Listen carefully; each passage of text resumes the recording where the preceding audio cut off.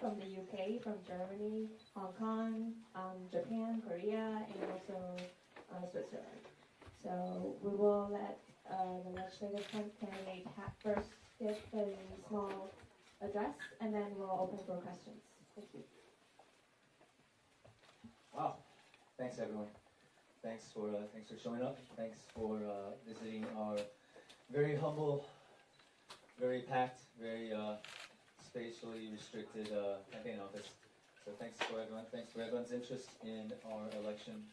And I know we had a press conference scheduled at the DPB headquarters last week, and I know that was canceled. And I looked forward to the chance of meeting everyone and speaking with everyone. So we found a plot. Let's not show that. Good.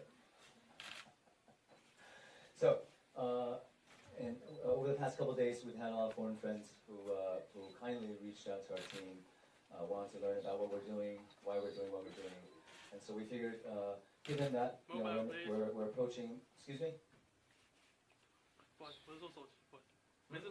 Oh, sorry, I'm easily distracted.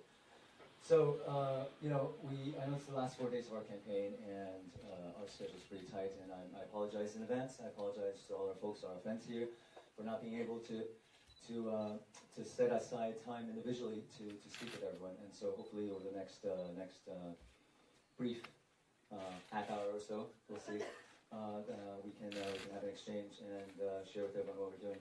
So first, if I could just start and maybe share a little bit of how I look at our election, how I look at actually each and every single one of our past elections. Elections in Taiwan are often painted, not just internationally, but domestically as well, in a pro-China, pro-Taiwan, pro-China versus pro-Taiwan, or pro-unification, pro-independence light. But what we see on the ground is that there is a clear consensus on the ground that we want to keep life the way it is, right? And so how do we explain this apparent division, the divisiveness, the division and divisiveness that comes with every election? And from where I sit, what I see is a consensus that we want to keep life the way it is. We want to maintain and protect our country. At the same time, there's a disagreement about whether there's a viable way forward, right? Is there a way forward? Is there a path forward without Chinese assistance, without being on China's good side, right? Can we find a way forward economically? I think that's the biggest question that faces our voters. And so when we talk about our future vision, when we talk about China, what we're really talking about is our economic future. And I think we have a camp of folks who feel that we don't have a choice.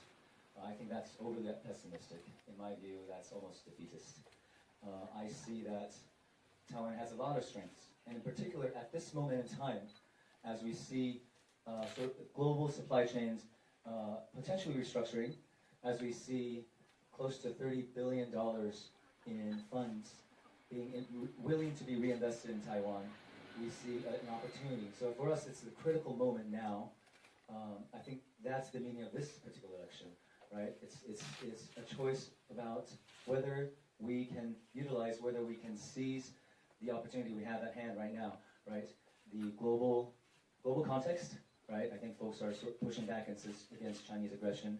And also locally, we're seeing that for the first time in almost 30 years, we're seeing a lot of capital, huge amount of capital, willing to invest in Taiwan. And so if we seize this opportunity, we do the right things, make the right investments, then I think we can really paint a very clear picture for our folks, for our citizens, for our voters, that really we can go at it another way. And so for us, this is, for me and for our whole team here, that's really the key point of this election. Once we maintain that, once we achieve that, once folks see that we do have a way, and once folks see this alternative vision, then I think the rest is easy, right? Because we all want a secure home. We all want to protect our folks. We all want to keep life the way it is. So with that, if I may, just stop talking and see if I can answer any of your questions. Okay, so thank you. Vicky? Hi, and Hi. this is from Telegraph. Obviously, you've been focusing on your domestic audience during this campaign, but looking at it from a more international and strategic viewpoint and Taiwan's role in the region, what would you say to people overseas about why they should care about this election? Sure. I think that thanks, Nikki. The easy answer for me is that Taiwan has been on the front line against Chinese aggression, against Chinese influence, against Chinese infiltration over the past few decades. Right? And this is something we're seeing. I think the rest of the world is gradually seeing. A lot of our regional friends are seeing firsthand now, experiencing firsthand. And so I think we have a lot of insights, a lot of knowledge, a lot of experiences to share. I think that's obvious. Everything from sort of the way the Chinese government wields its economic influence to achieve political purposes, political ends, intelligence operations that has been going on for as long as we remember, military operations in and around the region. That's all easy, right? So I think Taiwan is a Taiwan's an available and clean security partner for the rest of the world. So I think that's the easy part. I think for me, what's even more meaningful, is that Taiwan's a successful Taiwanese democracy shows that democracy cannot only work in a Chinese-speaking country, but it could thrive in a Chinese-speaking country. And I think that is very important for 1.4 billion folks on the other side of the strait. And I think that tells us, hey, this part of the world can look very, very different for a lot of folks, and not to mention, our friends in Hong Kong. So I think that comes with, for me, that's important, because if we can imagine a democratic China, right, that would make life easier for a lot of people. And for me, I think that's really that's equally important in my view as the first part. Please. Sorry. Okay. So if you could please state your name and who you're representing. Thank you. My name is Yu Tu Chu, Taipei correspondent for German press agency DPA. I would like to know, during the campaign, you seem to improve the dialogue between your supporter and the supporters of your rival camp. I would like to know if you can share some soft stories about how you said to the supporters of your rival camp. And the second question is that, what's your strong messages for all Taiwanese young people, especially for very first-time voters? Thank you. So the first part is how do I speak with improve the dialogue between your supporter and So okay. I tell our folks how I deal with and how I interact with non-supporters. It's easy in an election that is short on time, that is pressed on time, which is every election, to pick your battles and try to use your time efficiently. And oftentimes, what happens is, when you see someone that's clearly not supportive of your efforts, you cut your losses and you move on to the next voter, to the next person. But for us, because it's so important to make sure that we maintain that dialogue, because we believe that underneath what I talked about, this apparent divisionness, this divisiveness, this apparent conflict on the surface, because we believe we're on the same side, because we all want the same thing. That's really one of the reasons that I decided to run. There's really no excuse for not interacting and not speaking, and not spending that extra 5-10 minutes to speak with someone who might be, someone who otherwise we wouldn't get to know. And so what I found is that once you hear folks out, because people do want to be heard, I start to understand their anxieties and what they care about. And what's interesting is that each and every time I do that, I hear the same concerns, right? It's that concern about, that uncertainty about the future, right? I don't know if you can imagine a group of folks, a community of folks, a nation of folks who aren't sure where the country's headed, or who aren't sure what the country will look like in 20, 30 years, right? Because of the challenges we've been facing alone for decades. And so, going back to what I said earlier, there's a very clear economic path for Taiwan now, and I think we're at a very critical moment, opportunistic moment, and if we just seize this opportunity, I think we could do a lot more, and I think that could change, that could reshape how our entire country looks at our future. Okay, so Stephanie? Yeah. Thank you. Hello. Hi again. Hi again. German television ZDF. So talking about China, talking about one country, two systems, and talking about what's going on in Hong Kong. Yeah. In which way does it influence this year's election? So I'll do.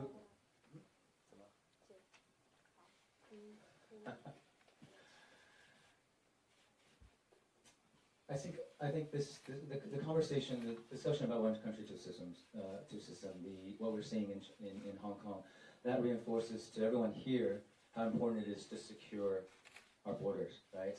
To maintain our government, our way of life, our country. So I think there's already a clear consensus that we don't want one country, two systems, right? One country, two system. That's not something most Taiwanese would prefer. But there's still a disagreement about who to vote for, right? There's still a disagreement about, we see how politics is these days, and it's clearly not civil. And my view again is what we're arguing about is can we live, can we go on, can we thrive without being necessarily being on Chinese government's good side, right? Without necessarily agreeing or implicitly going along with, or at least not explicitly voicing our disagreement about eventual unification, right? Which is the Chinese vision for cross-strait relations. And so we clearly don't want one country, two system. We clearly see from Hong Kong that it's impossible under one government to have more than one way of governance, right? That's illogical and clearly did not happen, right? Despite Chinese government promises. But is there a way to go at it without a market full of 1.4 billion folks? Or can we diversify our economic footprint, our economic exposure? And is there a way, can we seize the opportunity now as global supply chains are restructuring, as the rest of the world is seeing, there's more to a good partner than the market size, right? I think people are seeing that.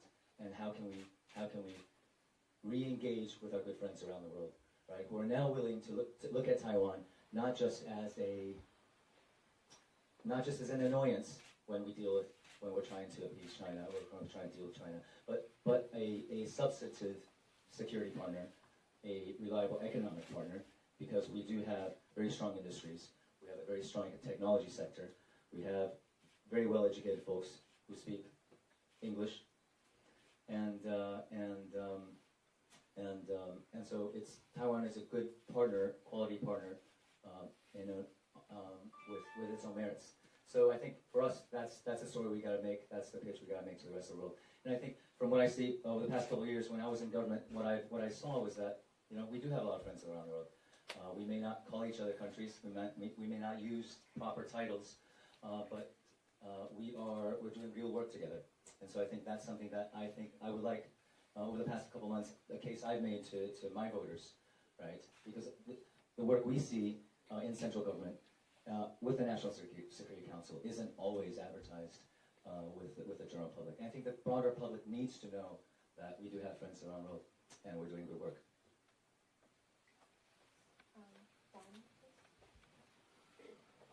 Hello, this is Don Ho from New Delhi, Korea. Please explain your view of Hong Kong protest as well as its impact on Taiwan politics. Also, please explain if you have any message to Hong Kong protesters. So Hong Kong's a tough one for me in particular, personally, because I lived there for about 10 years. Over 10 years if you count my college summers. Before coming back to Taiwan, I worked in the finance sector, and so I was in Hong Kong from 2003 to 2013. As we know, 2003 was not long after the handover. 2008 was probably the peak of nationalistic sentiments with the Beijing Olympics. And by 2013, I think folks are coming around to really seeing what one country system might look like. And as we know, now we're seeing a very different Hong Kong. And I've got, so as someone who lived there for 10 years, who made a second home there, with a lot of close friends there, when I see what's happening on the screens, that's certainly at a personal level. I'm very torn because these are streets I know. These are streets I'm familiar with. At the same time, I can't see how it could possibly resolve itself. I don't see an end. What I do know is that ever since handover, the Chinese government has been intentionally pushing the boundaries, right? Whether it's with the tweaking its common law, whether it's the current protest, whether it's and I think this will go on, right? Even if we see an end to this current conflict, the point is, going back to what I said earlier, it's impossible for one government to tolerate more than one way of governance. Right? It's just illogical. No one. If the Chinese government really allowed that, then what would it say to Xinjiang? What would it say to anyone else, to Tibet, to anyone else in China? So all I know is, as Taiwanese here, as a aspiring representative, public representative, as a public figure, my responsibility is to tell folks here the reality I see, right? And to learn from it, and to understand that we can't wishful thinking can only take us that far, right? So we have to be realistic, and we have to be willing to make tough choices. What are tough choices? Tough choices include making the long delayed reforms that we know we need on the security front, but also on the economic front, right? These aren't sexy work, right? When we talk. Over the past 4 months, I talked about security clearance, right? It's not something you usually talk about on a campaign trail, but it's important and it's long overdue, right? We talk about tweaks to our education system so that our next generation can are more adaptable and can fit in with global enterprises that want to invest in Taiwan, right? We talk about really drilling into our government budget to make sure our technology R&D is better spent to take advantage of, as I said earlier, the opportunity we have at hand. That's very not sexy, right? Budget. But it's tough work. We need to do it because there's a clear end that we don't want, right? And so if we want that alternative future, if we want a better future, if we want a better outcome, then we have to vote. And we got to put folks who value this sort of work, this sort of unsexy work, in office. Martin? Hi, I'm Martin from Swiss Radio and TV. Could you talk a bit about how you mobilize young people and how important the young vote is in this election? Yeah. So this is a tough one because the conventional wisdom is young folks are more political, apathetic. They're young folks. I have to say they. I sometimes say we. Apparently, our first-time voters are half my age now. I made a mistake of calling myself a young voter. I was called out on social media.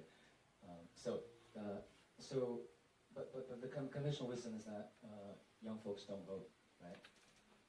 But over the past few months, we see young folks are as politically engaged as ever, as anyone else, right? We see young folks as opinionated as anyone else, if not more so. And they care about policies that are made that affect their future the most, right? And so our message is very simple, right? It's your country, your future, and you got to decide for yourself. And so you got to step up. Our job is to communicate to folks that we've gone a long way. We've come a long way over the past few months, and now we're at the cusp of making that statement, not just to Taipei, not just to Taiwan, but the rest of the world, that, you know, we choose a better path, right? But you gotta come up, you gotta vote.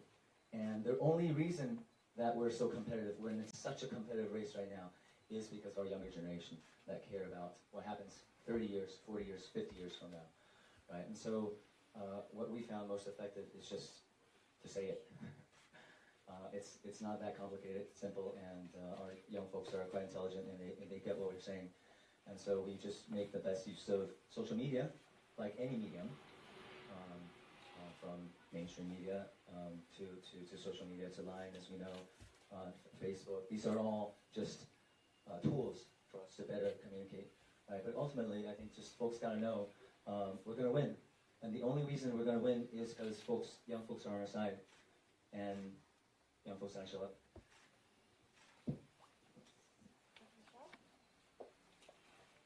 Michelle Yin, I'm also with the Telegraph. I just want to follow up on Hong Kong.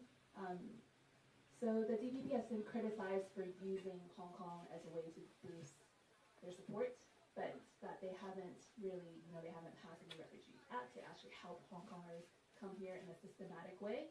It has been dealt on a case-to-case basis, but there isn't exactly like a very clear way that they can, come to live in Taiwan. So if you do get elected, what are you going to do about that? Okay. And also, what are your other legislative priorities if you do get into office? Okay. So, a couple points on Hong Kong, further points. I think one, when we look at Hong Kong, we just can't, I think any and every political figure, every political opinion leader needs to be responsible and come out and very clearly articulate to the Taiwanese public that the person and the individuals and the organization, the government, responsible for Hong Kong being the way Hong Kong is today is not the Hong Kong government, it's not just the Hong Kong government, it's the Chinese government, it's the Beijing authorities, right? That's the root cause. And so when we stand with Hong Kong, we're not just expressing our sympathies for kids who are putting their own lives on the front lines. Of course we're doing that, but we're also pointing out who's ultimately responsible. I think that's very important, right? And because it has policy implications, right? It's not just an experience. It's not just an irresponsible Hong Kong government that is unwilling to hear its public, right? To hear out its public. It's the Beijing authorities that's showing us with its actions, with its policies, how it views the world, how it intends to govern, right? So I think that's the first point. Second point is Taiwan is in very Taiwanese constitution, Taiwanese law is interesting. It's kind of awkward, as most of you know, because our constitution is somewhat dated. But the awkwardness comes in how we refer to folks in China, how we refer to folks in Hong Kong, how we refer to folks in Macau, right? Because as of now, we still don't recognize the governments in those regions. And so what happens is refugee law, refugee acts would not address that because that deals with international refugees and asylum seekers, right? So we have a separate set of rules and regulations for Hong Kong, for China, for Macau that mirrors what we have for other countries, right? But so when folks insist on not passing certain acts, not passing certain laws, I think folks aren't really. I think there's a misunderstanding about how we could help folks in Hong Kong. We do have a system in place right now under our. Let's see if I can translate this properly. Under our Act governing Hong Kong-Taiwan relations, something along those lines. Our team will give you the proper legislative name, legal name after. Right? Okay, so we do have a certain process in place already, and so we do have currently, and I believe probably in this room, friends from Hong Kong here in Taiwan. So that's the first point. When I was with the National Security Council, which is prior to my run for office, we have taken a serious look at our asylum laws and refugee acts, not just in the context. So this is where I overspeak. Not just in the context of Hong Kong, but globally, right? Because when we talk about Taiwan being a beacon of democracy, we mean it, right? And so if there are rules, if there are laws, if there are legislations that that need to be amended, need to be fixed, that's what we do, right? And so I'm drifting, but so yes, did I miss any question? Legislative priority. Okay, thank you. On the security front, on the defense front, there are a couple of reforms I mentioned earlier. Tough jobs, homework we have to do, homework we haven't done in a long time, right? Implementing and reforming the way our reserve system works. Not sexy work, but we all know it's important, right? We know that any country that wishes to defend itself, if we have a nation of reserves that can be mobilized immediately, that knows its job, that knows its organization, that knows its team members, that knows its mission, then we know that's a much better and much more credible deterrent to someone who every day for the past several decades has been telling you they haven't given up using force to achieve a political purpose and a political end. Right, so that's something, that's long delayed work we need to do. Security clearance is something we talked about, right? This is something I think most democratic governments have, a system that protects our state secrets, that protects our government secrets, our military secrets, right? Because these are national assets, right? Because that enables us to do our security work better. And we're really on the front lines of Chinese infiltration, Chinese intelligence operations. And so this is work we need to do better on. That's also work that needs to be pushed from the legislature. Okay. Again, another unsexy work policy platform is reforming our military education. Every year we have over 3,000 cadets spread out amongst our 6 military academies. Right. Any NBA student can tell you that 3,000 divided by 6, divided by 4 classes, 4 years, makes for a very lousy business model. So it means lack of resources. It means spread out faculty. It means 6 fields to operate as opposed to 1, right? So in every possible way, the way our system works right now isn't serving our students, isn't serving our cadets. But again, it's tough to do work for 3,000 folks, right, in a country that's with 23 million. But again, this is important because the education of our cadets affects the future quality of our military, right? And so if we do care about, and I know we do care about our military and our security, this is work that we need to do, and a lot of work that needs to be pushed from the legislature that executive can't do on its own. So these are the broad strokes on the security front, on the defense front. On the economic front, we talked about recognizing and understanding we're at a critical moment right now, right? We can fundamentally restructure and shift what our industries look like, right? Over the past few years, with globalization, we saw our value-added supply chain, our value-added industries going abroad, right? And this is our chance to reinvest in better paying jobs and in better opportunities, right? And that will fundamentally shift our wages here, right? The government, the current government over the past few years have made a real effort in lifting our minimum wage. This is a short-term fix, right? It's important. It's a short-term fix. It won't change. It can't change the way our industries are shaped. So investing properly our technology R&D funds, right? 100 billion. So it's around 10 billion, right? 3 billion. 100. 1000亿嘛, in 美金. Yeah, around 3 billion. 1000亿 is around 3 billion, right? We're doing some math here, right? Just a second. Okay. So around 3 billion, 3+ billion in annual government-funded technology R&D, right? You want your mic back? Oh, no, yeah, where? Yes, so you want your mic back? The boom's right there. Okay, so being smart about how we spend that 3 billion a year in R&D funding, right? And again, the security clearance work that we talked about earlier, that would help us in jump-starting our defense industry. Because as we know, if you want to cooperate internationally, particularly in sensitive industries, you got to show your friends, you got to show your partners that you can and you're willing to help protect their sensitive information, right? So as we improve how we protect our information, that tells our friends we can do better with theirs as well. And so that helps us to cooperate in higher value-added work, more sensitive work, better R&D as opposed to simply components, right? So again, that has, I think, very clear economic that would help, that provides a very clear economic boost. And on the education front, related to both defense and the economy. As I said earlier, I spent about 10 years in the private sector, and I still have a lot of friends in the private sector, and they do tell me that Taiwanese folks are great. Taiwanese capital, human capital, are great. They love the way we work, our work ethic, our language, they're very happy to be here and to invest in Taiwan. But still, they wished our colleges, our universities provided a different environment that would help our young grads, our fresh grads, to be able to better fit in with how global enterprises run.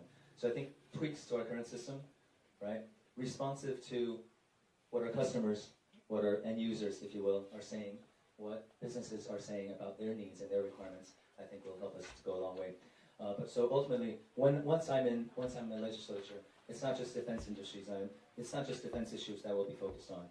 I will join the Foreign Affairs and Defense Committee, but also anything that has to do with promoting investments or help restructure or help shift our industries, the way our industries are shifted. These are also areas I'll put my full efforts into. Thanks. I asked 3K新闻, OCD 跟长津新闻的田中, you're leading the campaign against Wu Suhuai, make Wu Suhuai step down campaign. And do you see KMT as a threat to the Taiwan democracy, or do you see KMT as a representative of the Chinese Communist Party? I see KMT as a competitor in our democratic society. I think competition is important. I think that's something that's more competition, stiffer competition gives us better products, right, and better legislators. So I want KMT to stick around. I want KMT to step up its game. I want KMT to do better, because that make us and make me do better. KMT has a lot of factions, just like any large organizations. Wu Suhuai belongs to one of the factions. Wu Suhuai does not represent the KMT, although I wished more KMT folks could stand up to Wu Suhuai and to demonstrate the courage that the rest of the country, or to demonstrate the resolve that the rest of the country has shown over the past few months, particularly in the case of Wu Suhuai. Wu Suhuai is, in my view, is unfit for office because of his stance, because of his values, because as a retired general, I don't think he has demonstrated the leadership, the moral courage required of a retired general, when he went to Beijing in his multiple engagements and multiple interactions with the Chinese Communist Party, with the PLA, indirectly or directly. Okay, directly or indirectly. Let me emphasize that part. Okay, and that's just I'm referring to shows and programs that retired General Wu has been on, where he has given his views on how the PLA can better position against the U.S. military, right? All of which are unhelpful, decidedly unproductive. You might say I'm patriotic, and I think so, particularly given his position. So I think he's unfit for office. I think if he ran for office, there would be no chance that he would get elected, because every single poll has shown that there's a overwhelming majority of our voters who are against Wu Suhuai being in the legislature, and that is a consensus, cross-party, bipartisan, in fact nonpartisan, across age groups, regardless of region. Right? Every single public opinion poll, every single survey has told the KMT leadership that this is not a good decision. Okay, and the only reason he's still on the ticket is in Taiwan's legislature, in our parliament, we have a group of seats that are called party slates. And so when we vote for our legislators, not only do we vote for our district legislator, we also vote for a party, and we tally up all the party votes, and you divide up these seats, right? And the party can decide who it wants to fill. And Wu Suhuai is on KMT's party slate. and he's on the number 4. He's ranked 4 on the party slate, which means almost a sure seat into the legislature. So our argument is he's unfit for office. His nomination is clearly against public opinion. Overwhelming public opposition to his involvement, continued involvement in government work, and I think and the KMT should hear out the public and should really respect public opinion. After all, we're in the middle of the election.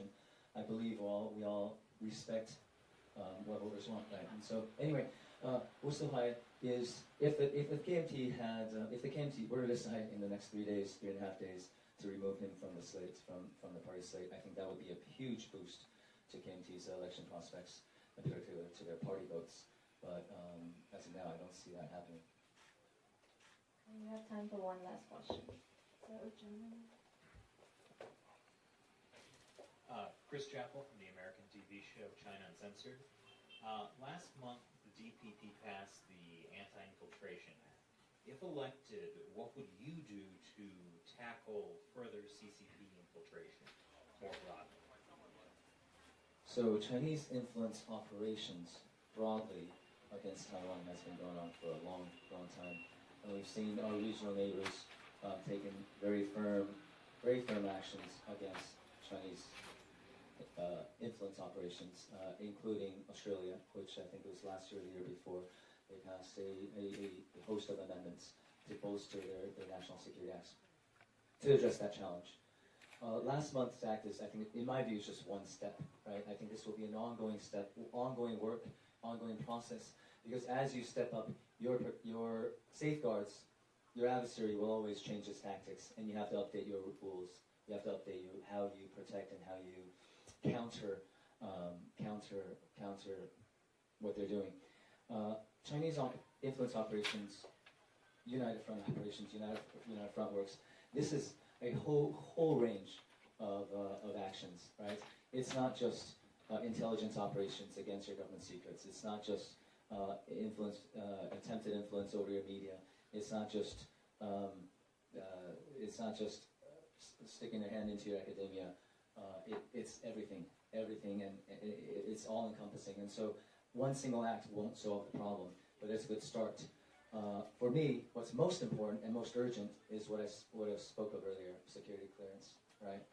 That safeguards our very most critical government assets, right? And that has impacts, that has repercussions, that has implications for how well our military plans are protected, how well our military technology is protected, and how strong and how well we can truly develop our defense industry, civilian defense industry. So for me, that's critical for all those reasons. But again, that's just one small step. In addition to that, we need to start encouraging our intelligence community to start emphasizing counterintelligence work. Again, something that's decidedly unsexy to talk about on the campaign trail, because, but it's important, right? Because against intelligence operations, sometimes it's not just about bringing someone to trial, which is a very high legal standard, right? Oftentimes you can't prove espionage, right? But you can prove, but you can still counter and you can still try to neutralize intelligence work, right? And which is going on every day. So, in short, it's ongoing work, right? And I see this as an ongoing effort. But for me, the most critical is revamping our clearance process.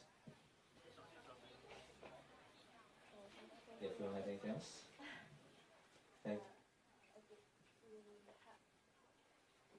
Do you have time for? Okay.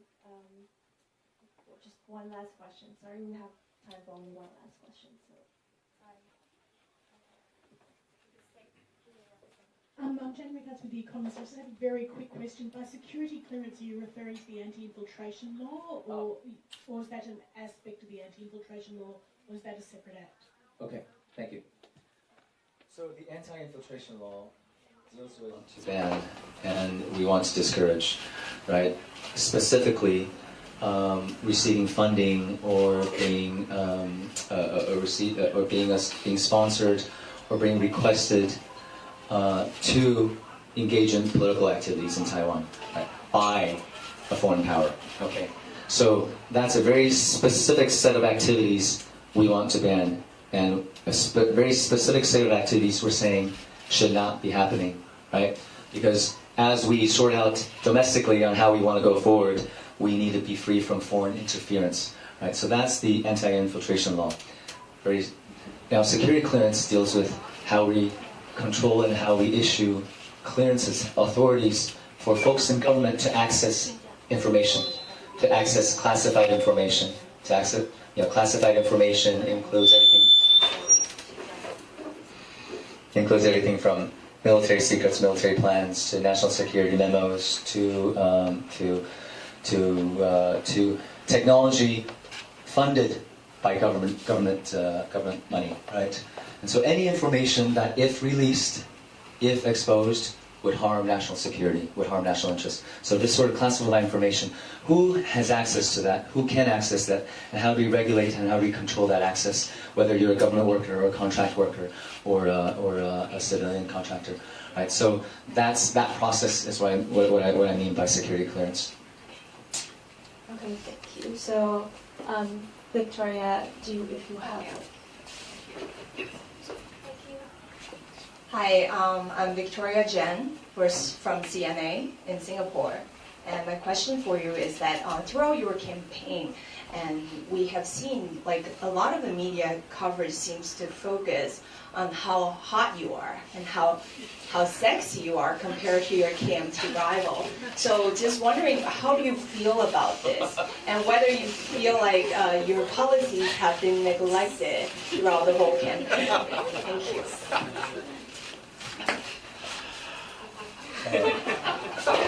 I think it's a disservice to our voters to think that we're in such a tight race with a very clear path to victory, all because of one's appearance. But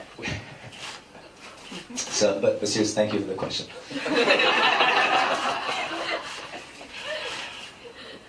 I think we're realistic, we're pragmatic. We understand that as a public figure, as an aspiring public representative, folks need to want to get to know you first before they would consider supporting you, before they would consider before they would decide that you're trustworthy enough, that you're credible enough to make every single decision, large and small, for the next 4 years on behalf of them, right? So when we started out 4 months ago, it's telling me it's time to go. When we started off with 4 months ago, I think any coverage for us is good coverage, right? Because that's an opportunity for us to talk and to engage and to speak with our voters. Because 4 months ago, I think none of you would be here. So I think we're okay with that.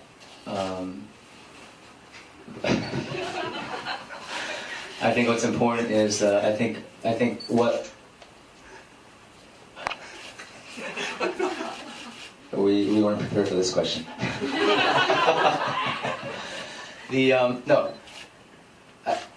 I think that's all fun and games. I think we have a sense of humor. I think but ultimately, whether we're engaging with our voters online in the social world or online in the virtual world or here physically in person, very, very rarely do we see serious feedback and talk about that sort of language or that sort of concerns.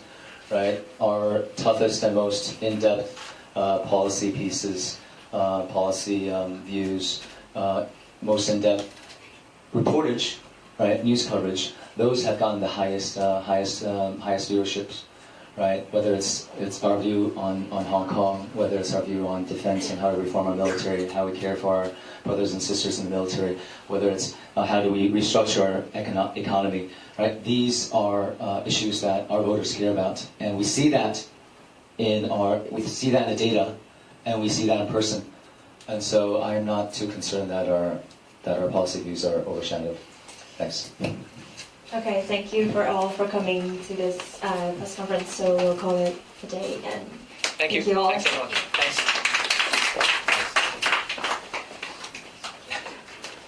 那我们那个自己台湾的电子媒体有要访问的话，可以到前面来。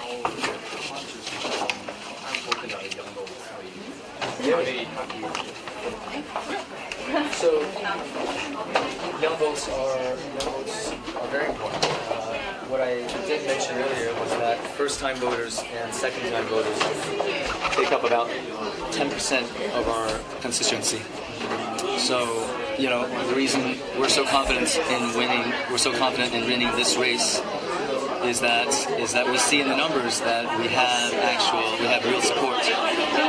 But that 10% is very critical, so we have to show up, and so we keep telling our young voters, we're to keep, you gotta show up on Saturday. Yeah, and no one's gonna vote for you. Well, why would they vote for you? Kind of what policy or what's kind of the main message? Sure. So I think folks see our young voters have a real concern about the future, right? Real uncertainty, and so but how do you address that concern, right? It's two pieces, right? It's not just defense and security; it's also an economic path, right? And you know, the policies I put forward, the arguments I've made is that we need to bolster our defense, right? We need to take defending ourselves. We need to take self-defense seriously because no one's going to do this work for us. That's the first piece, and that's not anything our opponents talking about.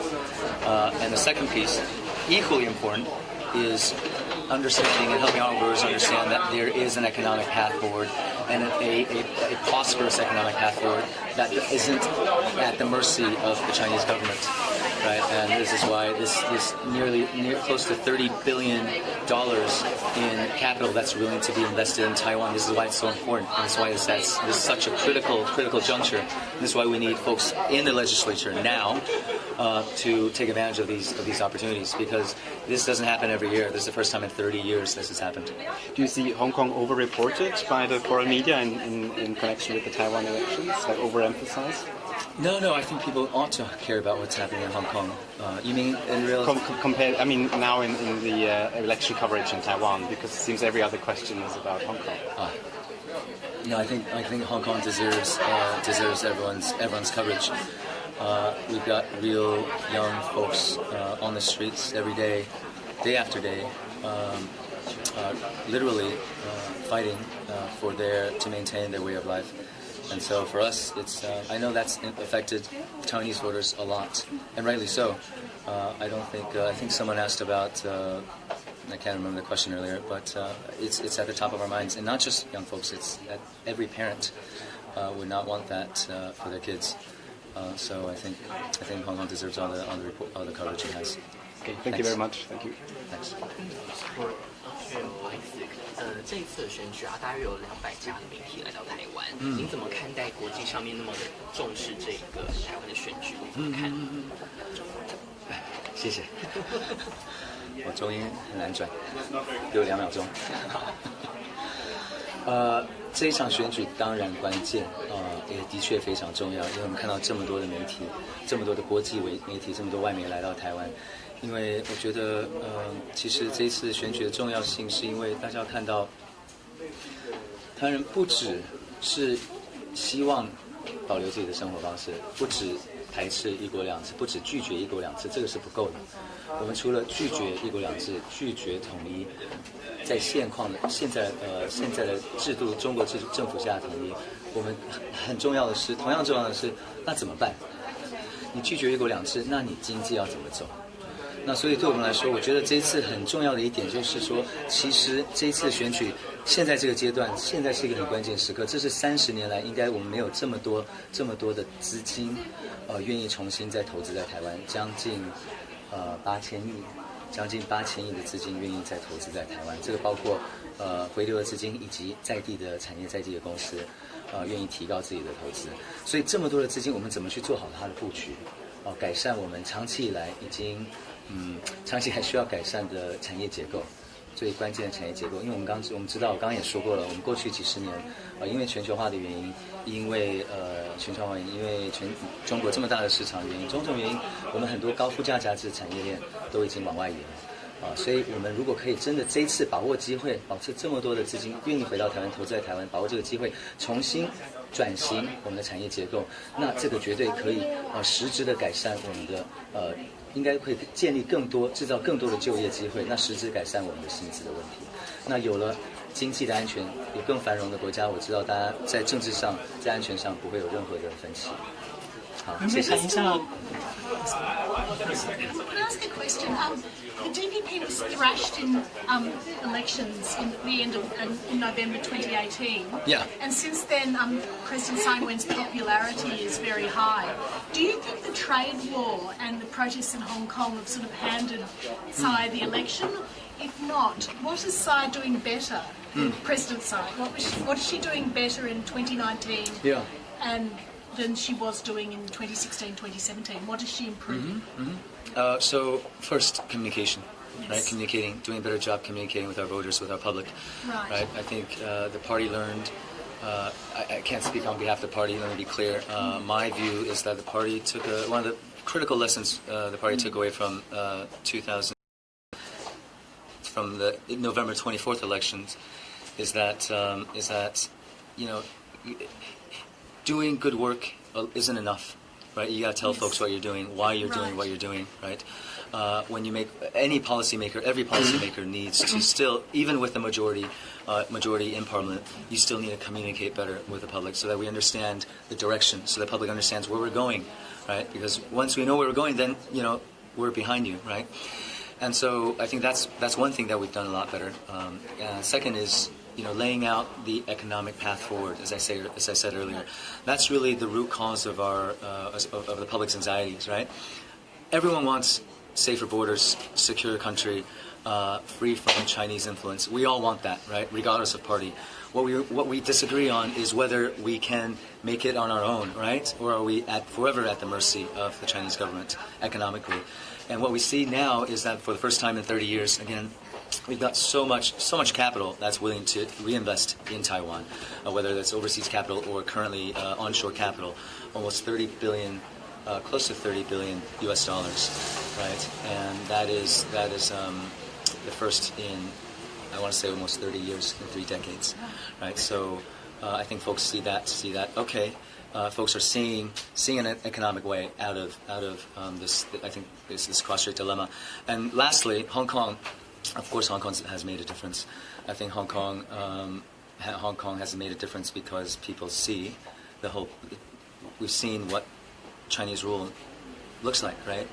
In a city that even the Chinese government has told you that they want to keep the way it is, right? In Asia's financial center, right?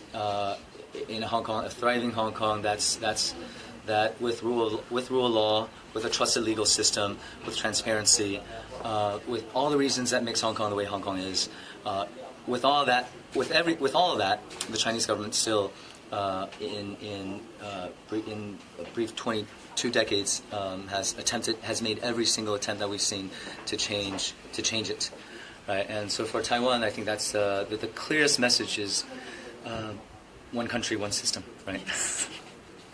So thank you. 好，谢谢。好，谢谢大家，谢谢。